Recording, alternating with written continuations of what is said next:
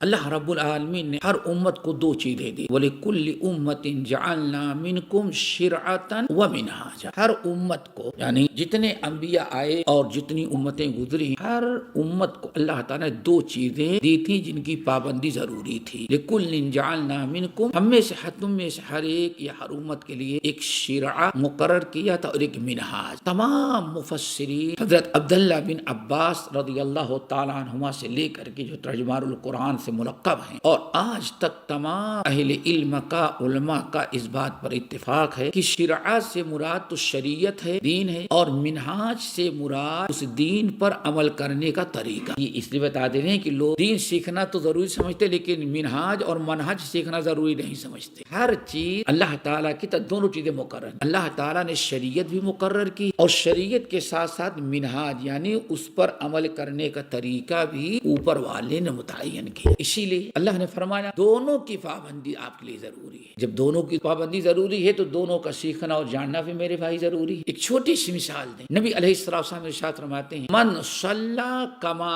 امر ومن توضأ کما امر، جس انسان نے نماز پڑھی جیسے کہ اس کو نماز پڑھنے کا حکم دیا گیا۔ حکم کیسے دیا؟ اللہ تعالیٰ نے آپ پر نماز فرض کیا اور صبح جبرائیل امین پہنچ گئے اور 2 دن نبی علیہ السلام کی امامت کروائی، کہاں؟ خانہ کعبہ کے، اور پھر فرمایا کہ یہ نماز کا طریقہ ہے اور آپ کی نماز، امت کی نماز کا وقت ان دونوں وقتوں کے درمیان ہے، ایک دن پہلے وقت پڑھائی اور تو دن آخر۔ امام بخاری رحمۃ اللہ علیہ نقل کرتے ہیں جزء الرفیع الیدین کے اندر حضرت عبداللہ ابن زبیر رضی اللہ تعالی عنہما نماز پڑھتے تو رفع الیدین کرتے، رکوع میں جاتے وقت اور رکوع سے اٹھتے وقت۔ کسی نے ان سے پوچھا یہ نماز تم نے کس سے سیکھی؟ تو ذرا دیکھیں کس طرح سے اللہ تعالیٰ نے ہمیں حکم بھی دیا، دین بھی دیا، اور اس دین پر عمل کرنے کا طریقہ بھی اس نے متعین کیا۔ حضرت عبداللہ ابن زبیر ابن العوام رضی اللہ تعالیٰ عنہ نے کہا یہ نماز میں نے اپنے نانا جان سے پڑھی سیکھی، اور عبداللہ ابن زبیر کا نانا کون ہے؟ ابو بکر صدیق رضی اللہ تعالیٰ۔ دیکھو یہ نماز جو میں نے پڑھی رفع الیدین والی، یہ نماز میں نے اپنے نانا جان سے سیکھی، اور نانا جان نے اللہ کے رسول سے سیکھی ہے، اور اللہ کے رسول نے جبرائیل امین سے سیکھی۔ اب جبرائیل امین کہاں سے طریقہ لے کے آئے؟ اسے اللہ سن کیا فرمایا صلو کما رأیتمونی اصلی۔ امام بہقی، امام منذری رحمۃ اللہ علیہ الترغیب والترہیب جو حدیث کی بڑی جامع معنی کتاب لکھی ہے ترغیب و ترہیب پر، وہاں کتاب الطہارہ کے اندر حدیث نقل کرتے ہیں، علامہ البانی صحیح قرار دیتے ہیں کہ اللہ نے فرمایا من توضأ کما